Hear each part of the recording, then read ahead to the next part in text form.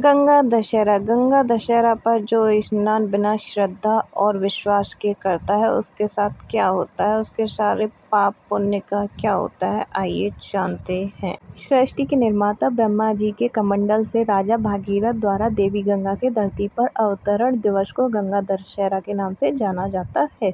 पृथ्वी पर अवतार से पहले गंगा नदी स्वर्ग का हिस्सा हुआ करती थी। गंगा नदी को भारत की सबसे पवित्र नदी माना जाता है। इस कारण उन्हें सम्मान से माँ गंगा अथवा गंगा मैया भी पुकारते हैं। माता के समान पूजा जाता है।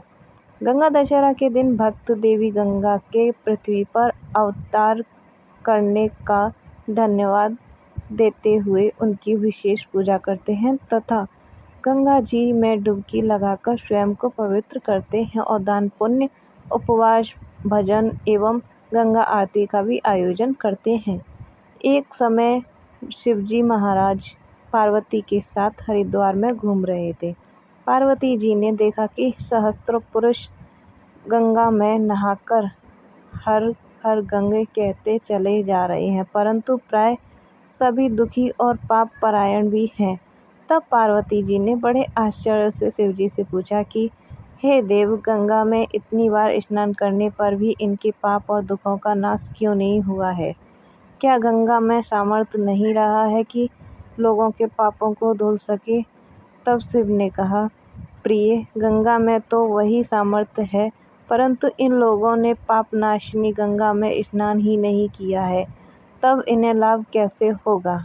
पार्वती जी ने आश्चर्य से कहा कि स्नान कैसे नहीं किया है, सभी तो नहा नहा कर आ रहे हैं, अभी तक इनके शरीर भी नहीं सूखे हैं। तब शिव ने कहा, ये केवल जल में डुबकी लगाकर आ रहे हैं, तुम्हें कल इसका रहस्य भी समझाऊंगा। तब दूसरे दिन बड़े जोर की बरसात होने लगी। गलियां कीचड़ से भर गईं। एक चौड़ी रास्ते में एक गहरा गड्ढा था। चारों ओर लीला कीचड़ भरा था। शिव ने लीला से ही वृद्ध रूप धारण कर लिया और दीन विवश की तरह गड्ढे में जाकर ऐसे पड़ गए जैसे कोई मनुष्य चलता चलता गड्ढे में गिर पड़ा हो, निकलने की चेष्टा करने पर भी नहीं निकल पा रहा हो। पार्वती जी को उन्होंने यह समझाया, गड्ढे के पास बैठा दिया कि देखो, तुम लोगों को सुना सुना कर यूं पुकारती रहो कि मेरे वृद्ध पति अकस्मात गड्ढे में गिर पड़े हैं, कोई पुण्यात्मा इन्हें निकालकर इनके प्राण बचाए और मुझ पर असहाय की सहायता भी करे।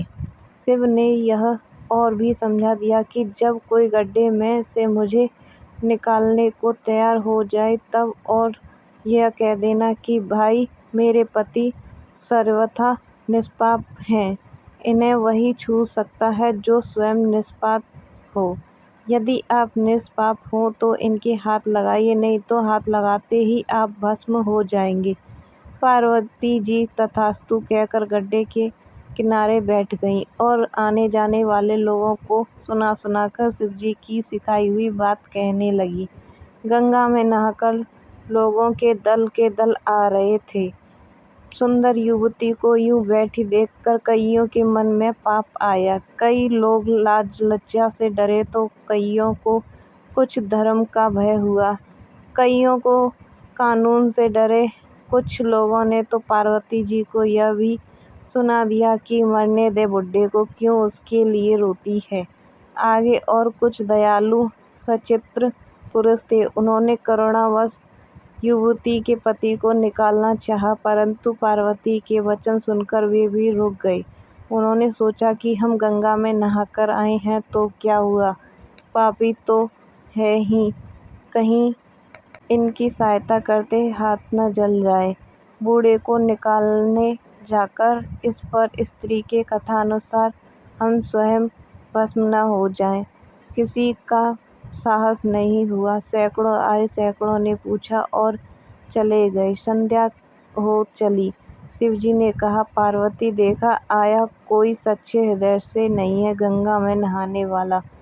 थोड़ी देर बाद एक जवान हाथ में लोटा लिए हर घर गंगे करता हुआ निकला। पार्वती ने उसे ही वही बात कही। युवक का हृदय करुणा से भर आया। उसने शिवजी को निकालने की तैयारी की। पार्वती ने रोककर कहा कि हे भाई, यदि तुम सर्वथा निष्पाप नहीं होंगे तो मेरे पति को छूते ही आप जल जाओगे। उसने उसी समय बिना किसी संकोच के दृढ़ निश्चय के साथ पार्वती से कहा कि माता, मेरे निष्पाप होने में मुझे संदेह क्यों होता है? देखती नहीं, मैं अभी गंगा नहाकर आया हूँ। भला गंगा में गोत लगाने के बाद भी कोई पाप रहता है? तेरे पति को निकालता हूँ। युवक ने लपककर बूढ़े को ऊपर उठा लिया। शिव पार्वती ने उसे अधिकारी समझकर अपना असली रूप प्रकट कर उसे दर्शन देकर कृतज्ञ किया। शिव ने पार्वती से कहा कि इतने लोगों में से इस एक ने गंगा में ही स्नान किया है।